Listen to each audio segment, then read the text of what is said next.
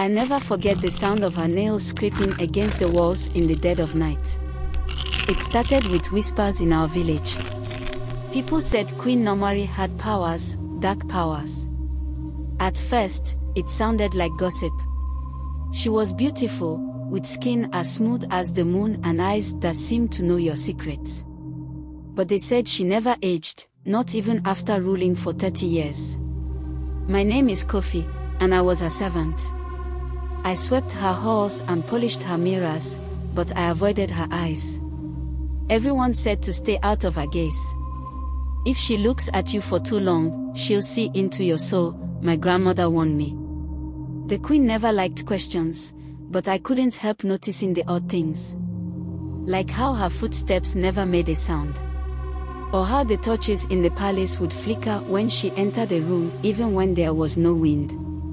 And the statues in her private garden always looked new. Too new, as if they'd been carved just yesterday. But the most chilling part. People disappeared. First, it was the young maid who dropped a tray near her. Then the guard who accidentally brushed against her sleeve. Nobody ever spoke of them again, but we all knew. One day, I overheard two other servants talking in hushed tones. They said the queen's beauty came at a price. She's bound to something, one of them whispered. She's not human anymore. That night, I couldn't sleep. I heard a noise, low, like humming, but off-key. It was coming from the queen's private chamber.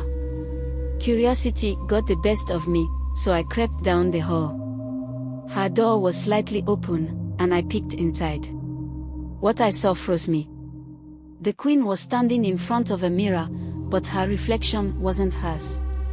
The image in the glass was a twisted, ancient version of herself, with sunken eyes and cracked skin. She was speaking to it in a language I didn't understand, but her voice sounded like it was coming from deep underground. Then the reflection turned its head toward me. Before I could run, the queen's voice rang out, "Who's there?" I bolted, but I knew I was in trouble.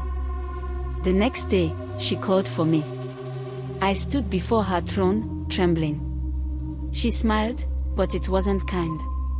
"Kofi," she said, "loyalty is rewarded. But disobedience, well, you'll find out." That night, as I packed my things to flee, an older servant stopped me. "You saw her, didn't you?" she asked. I nodded, my heart racing. She sighed and handed me a pouch. "Take this. It's ash from the old shrine. If she comes for you, scatter it in a circle around yourself." I didn't ask questions. I just ran. I fled the palace, the village, everything I knew. For weeks, I traveled, sleeping in barns and hiding from anyone who might recognize me. But even then, I felt her presence, like a shadow stretching across the land. One night, in a small hut far from the palace, I woke to the sound of nails scraping against wood. My breath caught. I reached for the pouch of ash and scattered it around me, just as the old servant had told me. The scratching stopped. But outside the circle, I saw her. Queen Nomari, standing in the doorway, her eyes glowing like embers. She smiled that same cruel smile. "You can't run forever, Kofi," she said. Her voice was soft, but it chilled me to the bone. Then she vanished, like smoke in the wind. I've been running ever since. I don't know how long the ash will protect me, or if it will protect me at all.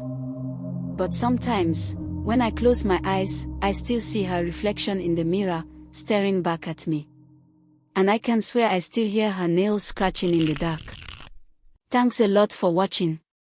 Let me know what you think of this story in the comment section.